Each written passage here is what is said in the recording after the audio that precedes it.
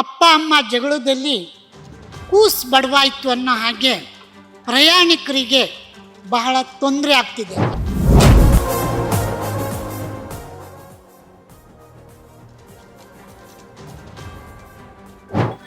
ಅವ್ರಿಗೂ ಸಂಬಳ ಕೊಡದಿದ್ದು ತಪ್ಪು. ಸರ್ಕಾರ ಸಂಬಳ ಕೊಡಬೇಕು. ಅವ್ರು ಸ್ಟ್ರೈಕ್ ಮಾಡಿದ್ರೆ ತಪ್ಪೇನಿಲ್ಲ. ಬಸ್ಗಳು ತುಂಬ ಕಡಿಮೆ ಇದೆ, ಬಟ್ ವಾಪಸ್ ಬರೋದಕ್ಕೂ ಆಗತ್ತಾ ಇಲ್ವಾ ಅನ್ನೋದು ಒಂದು ಡೌಟ್ ಆಗಿದೆ. ಅದರಿಂದ ಹೋಗೋದಾ ಬೇಡವಾ ಅಂತ ಯೋಚನೆ ಮಾಡ್ತಿದ್ದೀವಿ. ದಿಸ್ ಇಸ್ 1:2 ಚಾರ್ಜಸ್ ಮಾಡ್ತಾ ಇದ್ದಾರೆ. ನಾವು ತುಮಕೂರಿಂದ ಬಂದಿದ್ದೀವಿ, ಇಲ್ಲೆಲ್ಲೂ ಸಿಟಿ ಬಸ್ ಸಿಗ್ತಿಲ್ಲ. ಅದಕ್ಕೋಸ್ಕರ ನಾವು ಅರ್ಧ ಗಂಟೆ ಕಾಯ್ತಾ ಇದ್ದೀವಿ. ತೊಂದರೆ ಆಗ್ತಿದೆ ಜನಗಳಿಗೆಲ್ಲ ತುಂಬ. ಮತ್ತು ಗಾರೆ ಕೆಲಸ, ಈಗ ಸಣ್ಣ ಪುಟ್ಟ ಕೆಲಸಕ್ಕೆ ಹೋಗಿ, ಯಾಕೆಂದರೆ ನಾವು ಕೆಲಸನ ನಂಬ್ಕೊಂಡಿರ್ತೀವಿ ದಿನಗೂಲಿ, ನಮಗೆ ಬೇರೆ ರೀತಿಯ ಆದಾಯ ಇಲ್ಲ. ಅವರು ನ್ಯಾಯ ನೀತಿಯಾಗಿ ಅವ್ರು ಕೇಳ್ತಾ ಇದ್ದಾರೆ. ಅವ್ರದ್ದು ಏನಿತ್ತ ಕೊಡ್ಬೇಕಾಯ್ತು. ಅವ್ರಿಗೆ ಹೆಂಡತಿ ಮಕ್ಕಳು ಎಲ್ಲ ಇದ್ದಾರೆ, ಮಕ್ಕಳನ್ನ ಓದಿಸ್ಬೇಕು, ಎಲ್ಲ ಒಂದು ಅವ್ರ ಡ್ಯೂಟಿ, ಒಂದು ನಿದ್ದೆ ಇರಲ್ಲ. ಅದಕ್ಕೋಸ್ಕರ ಅವ್ರು ಟೆನ್ಷನ್ ಆಗಿಬಿಟ್ಟು ಒಂದು ಸಂಘದಿಂದ ನಿರ್ಧಾರ ಮಾಡಿ, ನನಗೇನು ಗೊತ್ತಾ, KSRTC ಒಂದೇ ನಿಲ್ಲಿಸ್ಬಾರ್ದಾಯ್ತು, BMTC ನಿಲ್ಲಿಸ್ಬೇಕಾಯ್ತು. ಒಂದರಲ್ಲಿ ಕರೆಕ್ಟ್ ಇದೆ. ಯಾಕೆಂದರೆ 36 ತಿಂಗಳದ್ದು ಅವ್ರಿಗೆ ಸ್ಯಾಲ್ರಿ ಕೊಡಬೇಕು.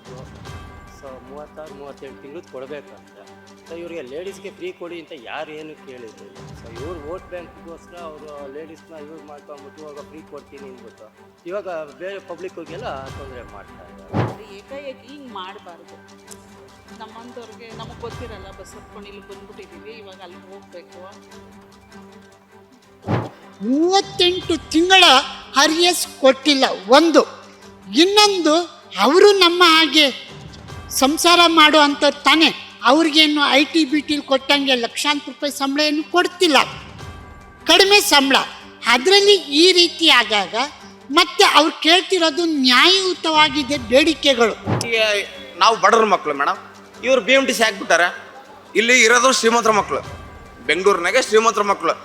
ಬಡವ್ರ ಮಕ್ಕಳು ನಾವು ಹಳ್ಳಿಗೆಲ್ಲ ಇರೋದು. KSRTC ಹೆಂಗೆ ಸ್ಟಾಪ್ ಮಾಡಿದ್ರೆ BMTC ಸ್ಟಾಪ್ ಮಾಡ್ಬೇಕಾಯ್ತು.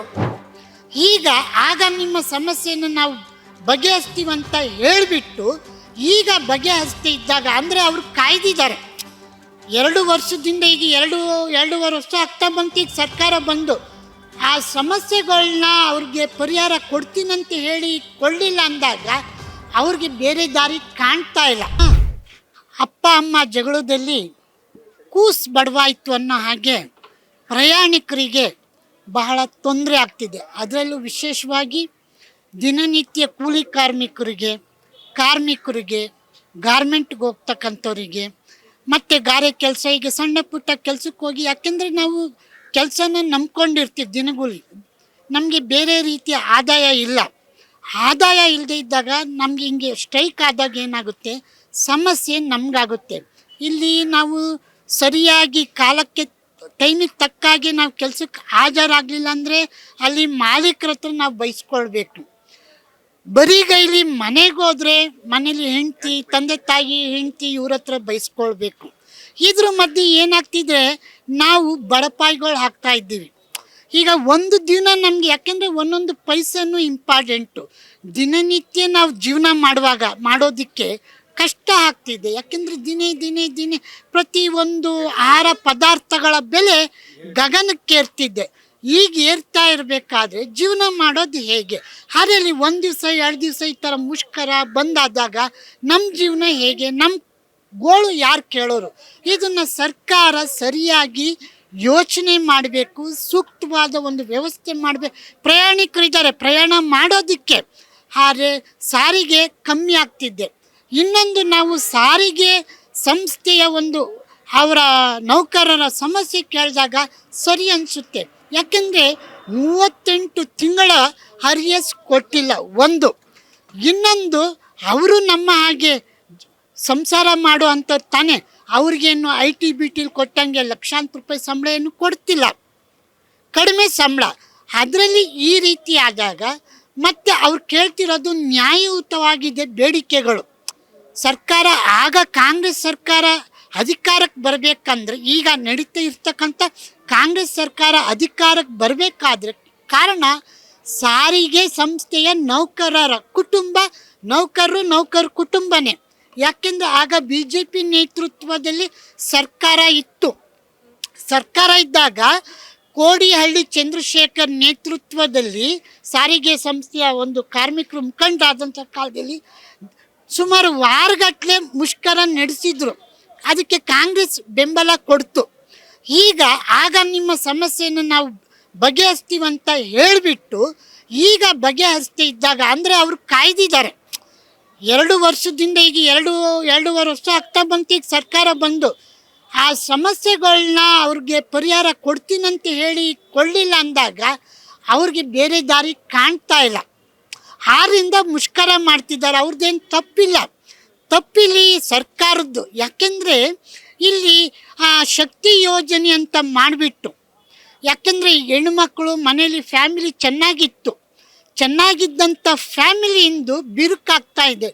ಕಾರಣ ರೆಕ್ಕೆ ಪುಕ್ಕ ಬಂದ್ಬಿಟ್ಟೀಗ ಎಲ್ಲಿ ನೋಡಿದರೆ ಆಗ ಖಾಲಿ ಹೊಡಿತಾ ಇತ್ತು.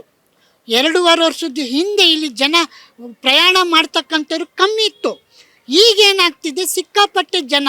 ಈಗ ಹೆಣ್ಣುಮಕ್ಕಳಿಗೆ ಹೇಳೋರಿಲ್ಲ ಕೇಳೋರಿಲ್ಲ ಅನ್ನೋ ಹಾಗೆ ಎಲ್ಲಂದರೆ ಅಲ್ಲಿ ಮನೇಲಿ ಅಡುಗೆ ಮಾಡಲ್ಲ, ಎಲ್ಲಂದ್ರೆ ಅಲ್ಲಿ ತಿರುಗ್ತಾ ಇದ್ದಾರೆ.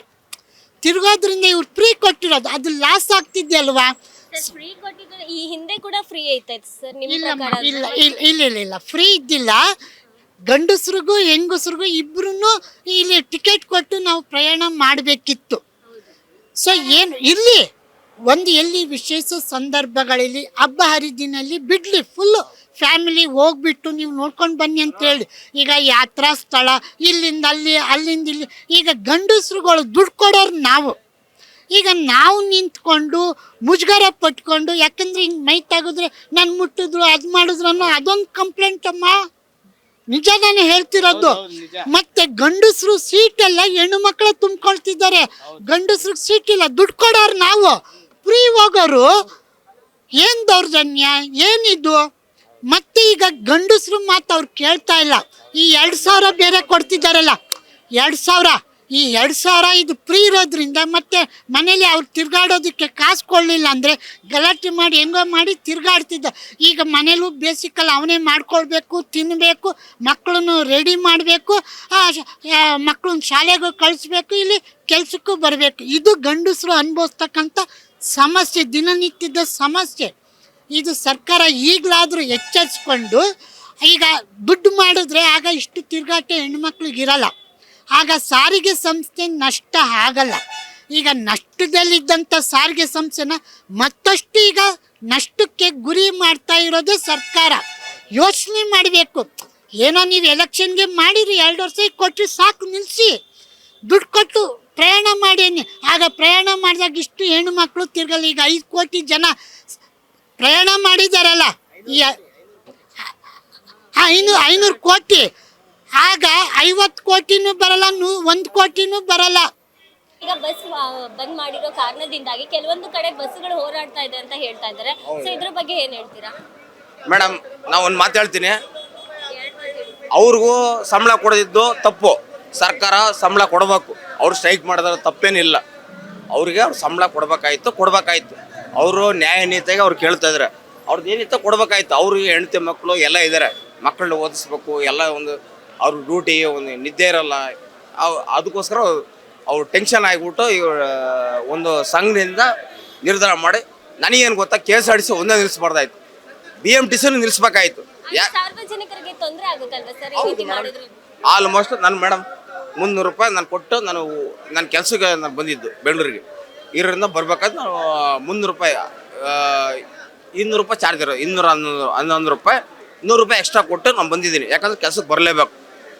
ಎಷ್ಟೋ ಜನ ಹಳ್ಳಿ ಜನಕ್ಕೆ, ಹಳ್ಳಿ ಮಕ್ಕಳು, ನಾವೆಲ್ಲ ಹಳ್ಳಿ ಮಕ್ಕಳು, ರೈತರ ಮಕ್ಕಳು, ನಾವು ಹಿರಿಯರಿಂದ ಬಂದು ಚಿತ್ರದುರ್ಗ ಅಲ್ಲೆಲ್ಲ ಎಷ್ಟೋ ಜನಕ್ಕೆ ಬಸ್ ಫೆಸಿಲಿಟಿ ಇಲ್ಲ, ನಮ್ಮ ಟ್ರೈನ್ ಫೆಸಿಲಿಟಿ ಇಲ್ಲ. ನಾವು ಬಸ್ಸಲ್ಲೇ ಬರ್ಬೇಕು. ನಾವೇನೋ ಪ್ರೈವೇಟ್ ಬಸ್ ಹಿಡ್ಕೊಂಡು ಬಂದಿದ್ದೀವಿ. ನಾವು ಕೆಲ್ಸಕ್ಕೆ ಹೋಗ್ಬೇಕಿಲ್ಲ, ಕೆಲ್ಸಕ್ಕೆ ಹೋಗಿಲ್ಲ ಅಂದ್ರೆ ನಮ್ಗೆ ಸಂಬಳ ಬರಲ್ಲ. ಇಷ್ಟೆಲ್ಲ ನಾವು ಬಂದರು.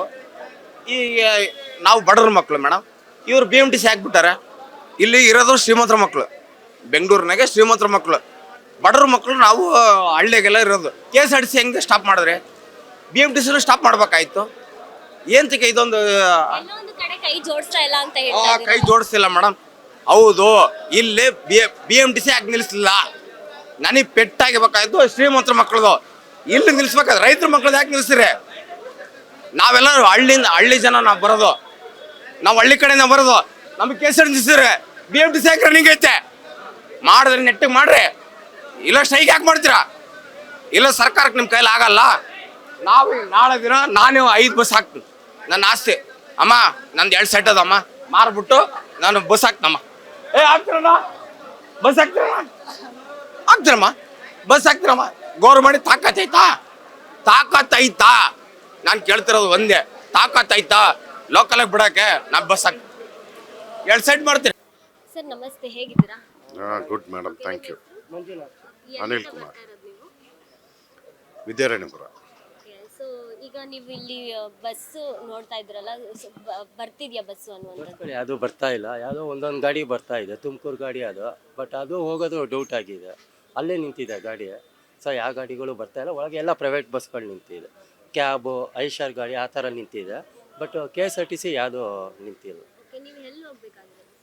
ಇಲ್ಲ, ನಾವು ಆ್ಯಕ್ಚುಲಿ ತುಮಕೂರಿಗೆ ಹೋಗಬೇಕಾಗಿತ್ತು, ಬಟ್ ತುಮಕೂರಿಗೆ ಬಸ್ಗಳು ಅಷ್ಟು ಯಾವುದೂ ಇಲ್ಲ. ಅದರಿಂದ ನಾವು ವೆಯ್ಟ್ ಮಾಡ್ತಾ ಇದ್ದೇವೆ. ಬಂದರೆ ಹೋಗ್ತೀವಿ, ಇಲ್ಲ ವಾಪಸ್ ಮನೆಗೆ ಹೋಗ್ತೀವಿ. ನೀವು ಸರ್ ಎಲ್ಲಿಗೆ ಹೋಗ್ಬೇಕಾಗಿರೋದು? ತುಮಕೂರಿಗೆ ಜೊತೆಗೆ ಹೋಗ್ಬೇಕಿತ್ತು, ಬಟ್ ಬಸ್ಗಳು ತುಂಬ ಕಡಿಮೆ ಇದೆ. ಬಟ್ ವಾಪಸ್ ಬರೋದಕ್ಕೂ ಆಗತ್ತಾ ಇಲ್ವಾ ಅನ್ನೋದು ಒಂದು ಡೌಟ್ ಆಗಿದೆ. ಅದರಿಂದ ಹೋಗೋದಾ ಬೇಡವಾ ಅಂತ ಯೋಚನೆ ಮಾಡ್ತಿದ್ದೀವಿ. ದಿಸ್ ಇಸ್ 1:2 ಚಾರ್ಜಸ್ ಮಾಡ್ತಾ ಇದ್ದಾರೆ. ಬಟ್ ಗೌರ್ಮೆಂಟ್ ಬಸ್ಗಳು ಯಾವುದೂ ಇಲ್ಲ, ಫ್ರೀ ಫ್ರೀ ಫ್ರೀ ಅಂದ್ಬಿಟ್ಟು ನಾವು ಎಂಜಾಯ್ ಮಾಡ್ತಾ ಇದ್ದೀವಿ. ಇವಾಗ ಇಲ್ಲಿ ನಿಂತ್ಕೊಂಡು ಫ್ರೀ ನಿಮ್ಗೆಲ್ಲ ಫ್ರೀ ಸರ್, ಇದು ಹೆಂಗಸರಿಗೆ ಅಲ್ಲ ಎಂಜಾಯ್. ನಾವು we are enjoying, suffering with enjoyment. Free ಕೊಟ್ಬಿಟ್ಟು ನಾವು ಇಲ್ಲಿ ಎಂಜಾಯ್ ಮಾಡ್ತಾ ಇದ್ದೀವಿ. ಸೊ ಇವತ್ತು ಬೆಳಗ್ಗೆ 6 ಗಂಟೆನಿಂದ ಸಾಗರಿ ನೌಕರರಿಗೆ ಮುಷ್ಕರ ಮಾಡಿದ್ದಾರೆ. ಸೊ ಏನು ಹೇಳ್ತೀರಾ ಇದ್ರ ಬಗ್ಗೆ? ಇಲ್ಲ, ಅವ್ರು ಮಾಡ್ತಾ ಇರೋದು ಒಂದರಲ್ಲಿ ಕರೆಕ್ಟ್ ಇದೆ. ಯಾಕೆಂದರೆ 36 ತಿಂಗಳದು ಅವ್ರಿಗೆ ಸ್ಯಾಲ್ರಿ ಕೊಡಬೇಕು. ಸೊ 36-38 ತಿಂಗಳದ್ದು ಕೊಡಬೇಕಂತೆ. ಸೊ ಇವರಿಗೆ ಲೇಡೀಸ್ಗೆ ಫ್ರೀ ಕೊಡಿ ಅಂತ ಯಾರು ಏನು ಕೇಳಿರಲಿಲ್ಲ. ಸೊ ಇವ್ರು ವೋಟ್ ಬ್ಯಾಂಕ್ಗೋಸ್ಕರ ಅವರು ಲೇಡೀಸ್ನ ಯೂಸ್ ಮಾಡ್ಕೊಂಬಿಟ್ಟು ಇವಾಗ ಫ್ರೀ ಕೊಡ್ತೀನಿ ಅಂದ್ಬಿಟ್ಟು ಇವಾಗ ಬೇರೆ ಪಬ್ಲಿಕ್ಕಿಗೆಲ್ಲ ತೊಂದರೆ ಮಾಡ್ತಾ ಇದ್ದಾರೆ ಅಷ್ಟೇ ಅಲ್ಲ. ಬಸ್ಸು ಬಂದ್ ಮಾಡಿರೋ ಕಾರಣದಿಂದ ಎಷ್ಟೋ ಪ್ರಯಾಣಿಕರಿಗೆ ಇದರಿಂದ ತೊಂದರೆ ಆಗ್ತಾ ಇದೆ. ಇದ್ರ ಬಗ್ಗೆ ಏನು ಹೇಳ್ತೀರಾ? ಇಲ್ಲಿ ಓಡಾಡೋರ್ಗೆ ಎಲ್ಲರಿಗೂ ತೊಂದರೆ ಆಗುತ್ತೆ ಮೇಡಮ್. ಇವಾಗ ನಾಟ್ ಇವನ್ ಒಬ್ಬರಿಗೆ ಇಬ್ಬರಿಗೆ ಅಂತ ಇಲ್ಲ, ಡೈಲಿ ಎಷ್ಟು ಜನ ಓಡಾಡ್ತಾರೆ, ಲಕ್ಷಾಂತರ ಜನ ಓಡಾಡ್ತಾರೆ. ನಮ್ಮ ಟ್ರಾನ್ಸ್ಪೋರ್ಟ್ ಮಿನಿಸ್ಟ್ರಿ ಹೇಳ್ದಂಗೆ ಇಲ್ಲಿಂದ ಬೆಂಗಳೂರಿಗೆ ದಿನಕ್ಕೆ 60-80 ಬಸ್ಸು ಓಡಾಡುತ್ತೆ ಅಂತ ಹೇಳಿದ್ದಾರೆ. ಸೊ ಅಷ್ಟರಲ್ಲಿ ಒಂದು 50 ಸೀಟ್ ಅಂತ ಅಂದರೂ ಎಷ್ಟು ಲಕ್ಷ ಜನ ಓಡಾಡ್ತಾರೆ, ಎಲ್ರಿಗೂ ತೊಂದರೆ ಆಗೇ ಆಗುತ್ತೆ. ಬೇರೆ ಈಗೇನೋ ಬೇರೆ ಕೆಲಸ ಇರುತ್ತೆ, ಹೋಗಬೇಕಾಗುತ್ತೆ, ಇನ್ನೇನೋ ಇರುತ್ತೆ. ಅವ್ರಿಗೆಲ್ಲ ಎಷ್ಟು ತೊಂದರೆ. ಈಗ ಒಳಗಡೆ ಹೋಗಬೇಕು ಅಂದರೆ ತುಮಕೂರಿಗೆ 150 ರೂಪಾಯಿ 160 ರೂಪಾಯಿ ಕೇಳ್ತಾರೆ. ಸೊ ಯಾರು ಹೋಗ್ತಾರೆ? ಅದರಲ್ಲೂ ಸೀಟ್ ಸಿಗ್ತಾ ಇಲ್ಲ, ಸ್ಟ್ಯಾಂಡಿಂಗು ಅಂತಾರೆ. ಎಲ್ಲ TT ಗಾಡಿಗಳು ನಿಂತಿದೆ, ಟೆಂಪೋ ಟ್ರಾವೆಲರು ಅದೆಲ್ಲ 16 ಸೀಟು 14 ಸೀಟು. ಬಟ್ ಅಲ್ಲಿ ಏನು ಬಂತು, ನಿಂತ್ಕೊಂಡು ತುಮಕೂರಿಗೆ ಹೋಗೋಕ್ಕಾಗುತ್ತೆ 2 ಅವರ್ಸು. ಸೊ ಅದು ಪ್ರಾಬ್ಲಮ್. ಮ್ಯಾಮ್, ಇವತ್ತು ಬೆಳಗ್ಗೆ 6 ಗಂಟೆನಿಂದ ಸಾಗರಿ ನೌಕರರು ಬಸ್ನ ಮುಷ್ಕರ ಮಾಡಿದ್ದಾರೆ. ಸೊ ಇದ್ರ ಬಗ್ಗೆ ಏನು ಹೇಳ್ತೀರಾ ಮ್ಯಾಮ್? ಅಂದರೆ ಸಾರ್ವಜನಿಕರಿಗೆಲ್ಲ ತುಂಬ ತೊಂದರೆ ಆಗ್ತಿದೆ ಮೇಡಮ್. ಇವಾಗ ನಾವು ತುಮಕೂರಿಂದ ಬಂದಿದ್ದೀವಿ, ಇಲ್ಲೆಲ್ಲೂ ಸಿಟಿ ಬಸ್ ಸಿಗ್ತಿಲ್ಲ. ಅದಕ್ಕೋಸ್ಕರ ನಾವು ಅರ್ಧ ಗಂಟೆಯಿಂದ ಕಾಯ್ತಾ ಇದ್ದೀವಿ. ತೊಂದರೆ ಆಗ್ತಿದೆ ಜನಗಳಿಗೆಲ್ಲ ತುಂಬ. ದಿಢೀರಂತ ನಾವು ತುಮಕೂರಿಂದ ಬಂದಿದ್ದೀವಿ ಮೇಡಮ್. ಸೊ ಇವಾಗ ಎಲ್ಲಿ ಹೋಗ್ಬೇಕಾಗಿರೋದು? ಇವಾಗ ಕಾಮಾಕ್ಷಿಪಳ್ಳಿಗೆ ಹೋಗಬೇಕು. ನಿಮ್ಗೆ ಹೇಳಿದ್ರ ಬಸ್ಸು ಬರುತ್ತೆ ಅಂತ ಹೇಳಿದ್ರಾ? ಅಂದರೆ ನಾವು ನ್ಯೂಸ್ ನೋಡಿರಲಿಲ್ಲ, ಹಂಗಾಗಿ ಇಲ್ಲಿಗೆ ಬಂದ ಮೇಲೆ ಗೊತ್ತಾಗಿತ್ತು ಅಲ್ಲಿ ಬಸ್ ಇಲ್ಲ ಅಂತ ಹೇಳ್ಬಿಟ್ಟು ತೊಂದರೆ. ಸೊ ಈ ಬಸ್ಸು ಬಂದ್ ಮಾಡಿರೋ ಕಾರಣದಿಂದಾಗಿ ಸಾರ್ವಜನಿಕರಿಗೆ ತುಂಬಾ ತೊಂದರೆ ಆಗ್ತಿದೆ. ಅದರಿಂದನೇ ನಮಗೆ ತೊಂದರೆ ಆಗ್ತಾ ಇರೋದು. ಅಂದರೆ ಏಕಾಏಕಿ ಹಿಂಗೆ ಮಾಡಬಾರ್ದು. ನಮ್ಮಂಥವ್ರಿಗೆ ನಮಗೆ ಗೊತ್ತಿರಲ್ಲ, ಬಸ್ ಹತ್ಕೊಂಡು ಇಲ್ಲಿಗೆ ಬಂದ್ಬಿಟ್ಟಿದ್ದೀವಿ, ಇವಾಗ ಅಲ್ಲಿಗೆ ಹೋಗ್ಬೇಕು, ಹಾಗಾಗಿ ತೊಂದರೆನೇ. ಸೊ ಈಗ ಸರ್ಕಾರ ಒಂದು ಫ್ರೀ ಬಸ್ ಅಂತ ಹೇಳಿದ್ರು ಹೆಂಗಸರಿಗೆ, ಈಗ ರಾಜ್ಯದಲ್ಲೇ ಬಸ್ ಇಲ್ದಂಗಾಗಿದೆ. ಏನು ಹೇಳ್ತೀರಾ ಇದಕ್ಕೆ? ಅದ್ರ ಬಗ್ಗೆ ಅಂದರೆ ಹೆಣ್ಮಕ್ಳಿಗೆಲ್ಲ ಅನುಕೂಲ ಆಗಿದೆ, ಅದರಿಂದ ಅನಾನುಕೂಲನೂ ಆಗಿದೆ. ಒಂದ್ ಕಡೆ ಕೊಟ್ಟು ಇನ್ನೊಂದು ಕಡೆ ಕಿತ್ಕೊಳ್ಳೋದು, ಅದೇ ಒಂದು ಕಡೆ ಕೊಡ್ತಾರೆ, ಇನ್ನೊಂದು ಕಡೆಯಿಂದ ಕಿತ್ಕೋತಾರೆ, ಅದೆಲ್ಲ ಕಾಮನ್ ಮೇಡಮ್. ಹೌದು.